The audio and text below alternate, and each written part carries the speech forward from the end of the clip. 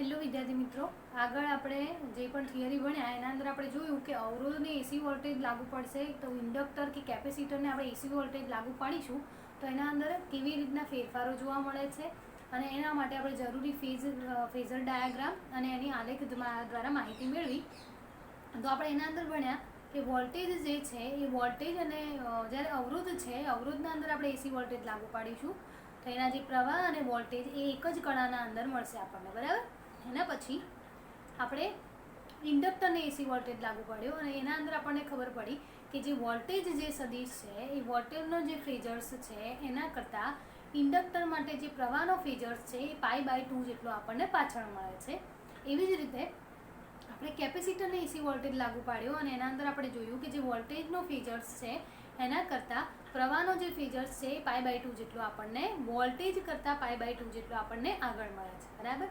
હવે એનાથી આગળ આપણે અહીંયા એકી સાથે એલ આર સી એટલે ત્રણેય જે છે ઇન્ડક્ટર છે, કેપેસિટર છે અને અવરોધ છે એ બધાને એક જ શ્રેણી જોડાણમાં જોડી અને એને એસી વોલ્ટેજ લાગુ પાડવાનો છે અને હવે એના ઉપર આપણને કઈ ઘટનાઓ જોવા મળશે, બરાબર. તો અહીંયા આપણે એલસીઆર શ્રેણી પરિપથને લાગુ પાડેલ એસી વોલ્ટેજ અહીંયા એલસીઆરને આપણે એક શ્રેણી જોડાણમાં જોડવાનું છે, બરાબર. એલસીઆર એને શ્રેણી જોડાણમાં અને આપણે એસી વોલ્ટેજ લગાડેલો છે, બરાબર.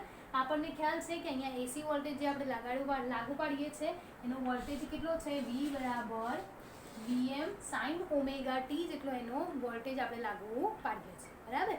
હવે આગળ જોયું એમ જ્યારે આપણે એને વોલ્ટેજ લાગુ પાડીશું જ્યારે અહીંયા એ વોલ્ટેજમાંથી જ્યારે અમુક ક્ષણે એના અંદરથી પ્રવાહ પસાર થતો હશે તો એ પ્રવાહ પસાર થતો હશે ત્યારે અવરોધના બે છેડા વચ્ચે વોલ્ટેજ, કેપેસિટરના બે છેડાઓ વચ્ચે વોલ્ટેજ અને ઇન્ડક્ટરના બે છેડાઓ વચ્ચે આપણને વોલ્ટેજ મળે છે અને એ વોલ્ટેજનું મૂલ્ય સમય સાથે કેવું થાય છે, બદલાતું રહે છે, બરાબર. એ સમય સાથે બદલાતું રહે છે. આ ત્રણેયના જે બે છેડાઓ વચ્ચેનો જે વોલ્ટેજ હશે એ સમય સાથે શું થાય છે, બદલાતો રહેતો હોય છે. અહીંયા ત્રણેય શ્રેણી જોડાણમાં જોડેલા છે એટલે ત્રણેયના અંદરથી I વિદ્યુત પ્રવાહ વહેતો હશે, બરાબર. હવે આપણે આગળ જેમ કરતા હતા એ જ પ્રમાણે અહીંયા કિર્ચોફના નિયમનો ઉપયોગ કરીશું, બરાબર. આ રીતે આપણે ગતિ કરવાની છે. કિર્ચોફના નિયમનો ઉપયોગ કરીશું તો કઈ રીતે આવશે, પહેલાં આપણે ઇન્ડક્ટરની વાત કરીએ તો ઇન્ડક્ટર છે માઇનસ આવશે પરંતુ આપણે બધાને આ બાજુ લઈ દીધા છે ઓલરેડી એટલે શું થઈ ગયું છે, અહીંયા પ્લસ લખી દીધું છે, બરાબર. તો એ ઇન્ડક્ટર છે તો ઇન્ડક્ટરના અંદર પ્રવાહ પસાર કરીશું તો આત્મપ્રેરકત્વ ઉત્પન્ન થશે અને એ કેટલું હશે, LdI/dt, બરાબર.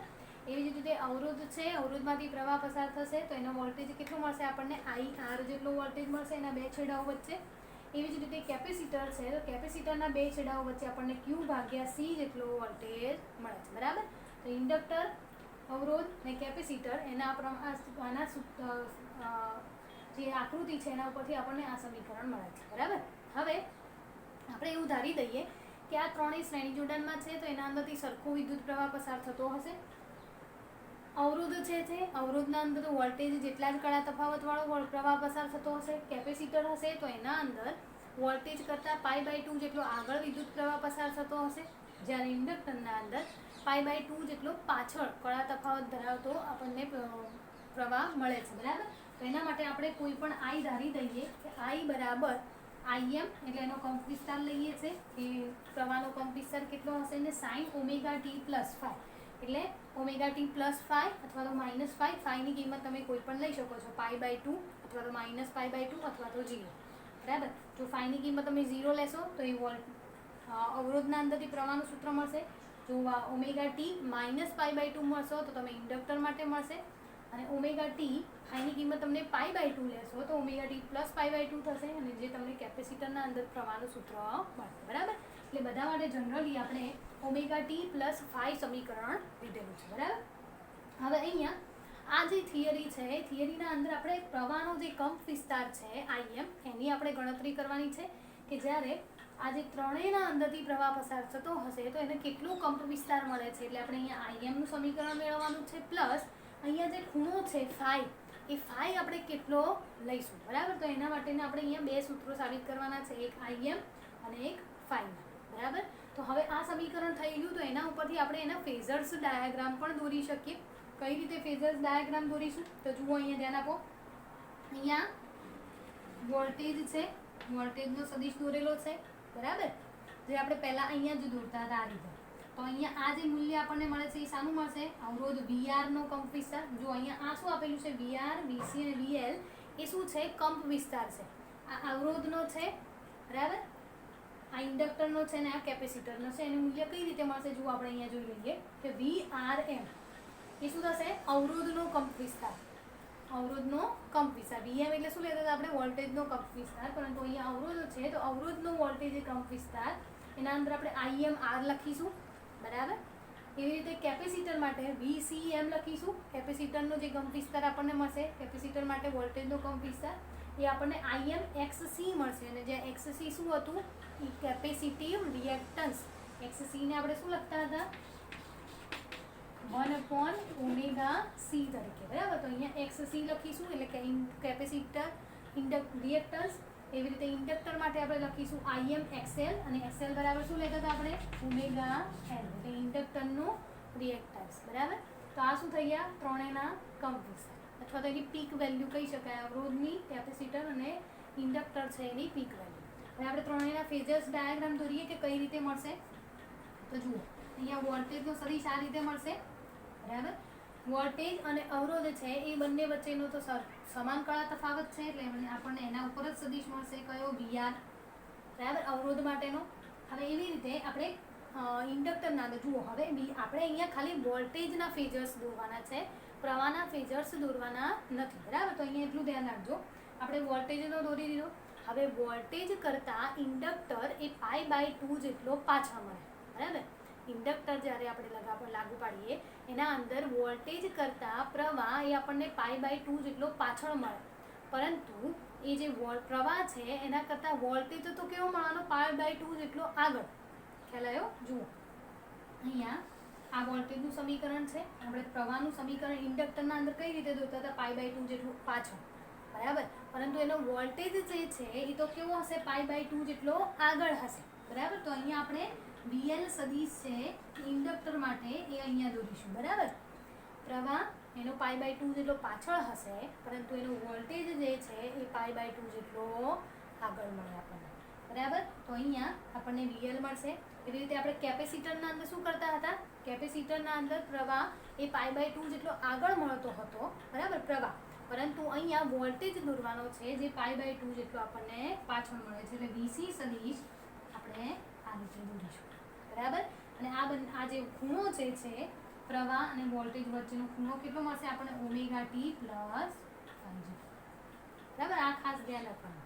પ્રવાહ π/2 જેટલો પાછળ મળશે પરંતુ વોલ્ટેજ π/2 જેટલો આગળ મળશે ઇન્ડક્ટર માટે. કેપેસિટરના અંદર પ્રવાહ વોલ્ટેજ કરતાં π/2 જેટલો આગળ મળતો હતો પરંતુ અહીંયા તો આપણે વોલ્ટેજનો સદિશ દોરવાનો છે, ફેઝર્સ દોરવાનો છે. એટલે એ π/2 જેટલો શું મળે છે? પાછળ મળે છે, બરાબર. તો આ રીતે એનો ફેઝર ડાયાગ્રામ આપણને વોલ્ટેજનો ફેઝર ડાયાગ્રામ આ રીતે આપણને મળે છે, બરાબર. અહીંયા VR, VC અને VL એ ત્રણેય કોના છે? આના બંને છેડા વચ્ચેનો વોલ્ટેજ VR, આ બંને વચ્ચેનો VC, આ બંને વચ્ચેનો VL. અને આ ત્રણનો ભેગો થઈ અને AC વોલ્ટેજ એને આપણે શું કહીશું? બરાબર. ત્રણેય શ્રેણી જોડાણમાં છે. VL, VR વત્તા VC એ ત્રણેયનો સરવાળો આપણને જે મેઇન સદિશ, પરિણામી સદિશ જે આપણે કહીએ એ V આપણને અહીંયા આપશે, બરાબર. હવે આપણે અહીંયા કંપ વિસ્તારની જરૂર છે. તો કંપ વિસ્તાર માટે આપણે અહીંયા લઈ છે કે આ જે VL સદિશ છે અને VS સદિશ છે એ બંને એકબીજાની કેવી છે? વિરુદ્ધ દિશામાં છે, બરાબર. VL સદિશ અને VRSC સદિશ એ બંને કેવા છે? એકબીજાની વિરુદ્ધ દિશામાં છે. તો આ બંનેનો એક પરિણામી સદિશ આપણે કોઈ એક દિશાના અંદર દોરી શકીએ. બંને કેવા છે? એકબીજાની વિરુદ્ધ દિશામાં છે તો એમનો એક જ પરિણામી સદિશ આપણે દોરી શકીએ અને જેને આપણે કહીશું VC વત્તા VL, બરાબર. બંનેનો ભેગો પરિણામી સદિશ આપણે એક દોરી દીધો. અહીંયા V સદિશ છે જે અહીંયા આપણે દોરી દીધો,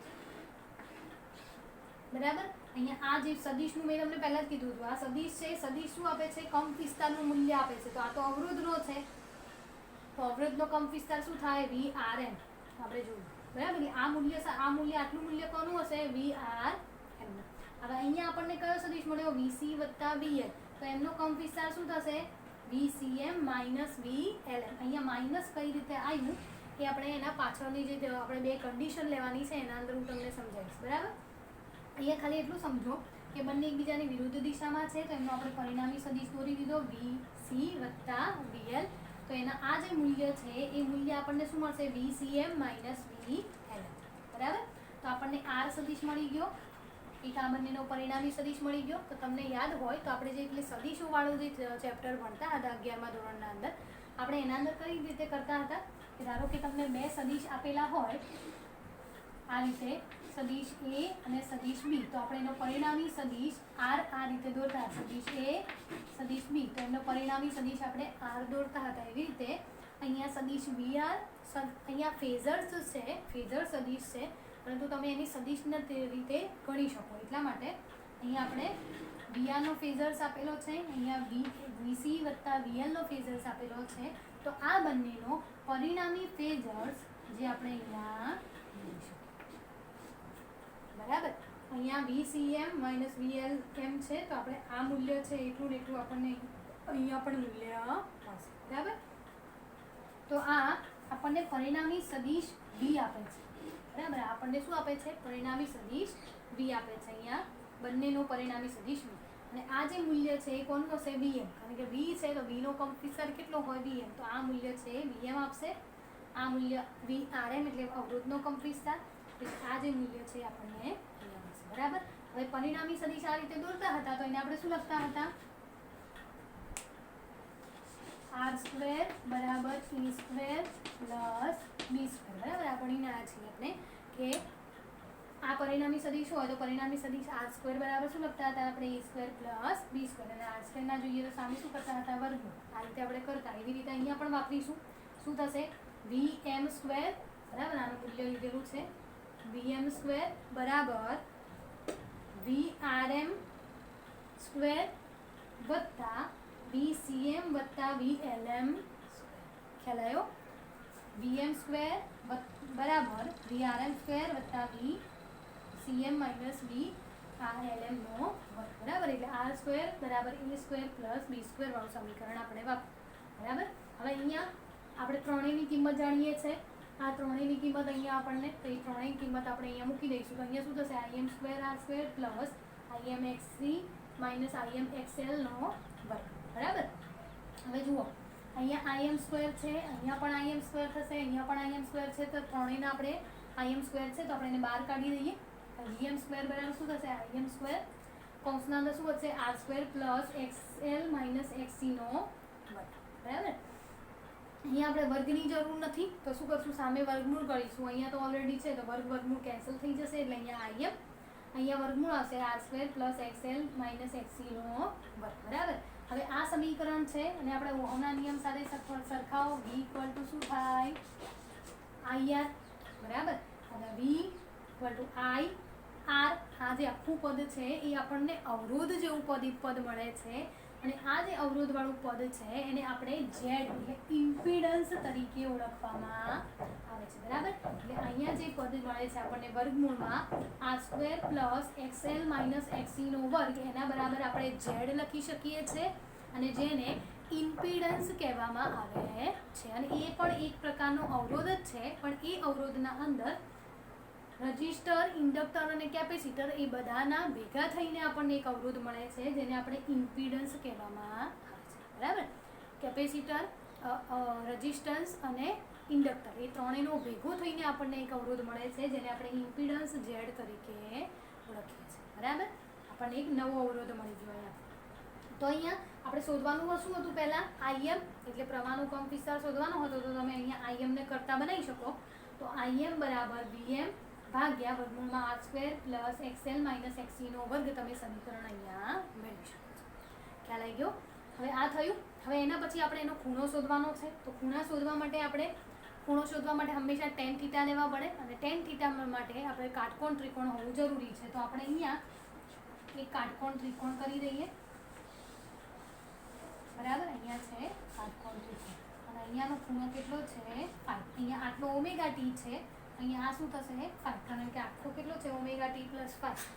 બરાબર. આખો ઓમેગા ટી પ્લસ 5, પરંતુ વચ્ચે આપણે જોઈ લઈએ તો ઓમેગા ટી અને આ 5. બરાબર.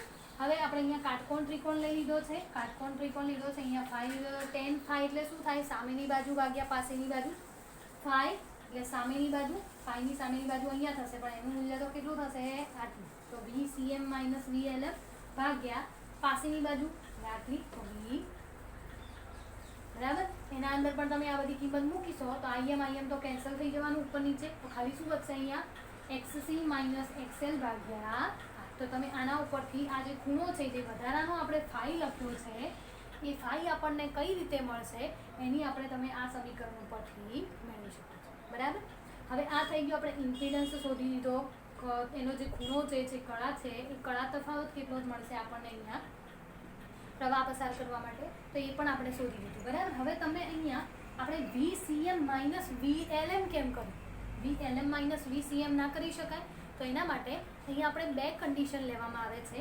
એક પહેલી કન્ડિશન છે XC ગ્રેટર દેન XL. એનો મતલબ કેપેસિટિવ રિએક્ટન્સ એ ઇન્ડક્ટિવ રિએક્ટન્સ કરતાં કેવું હોય? વધારે.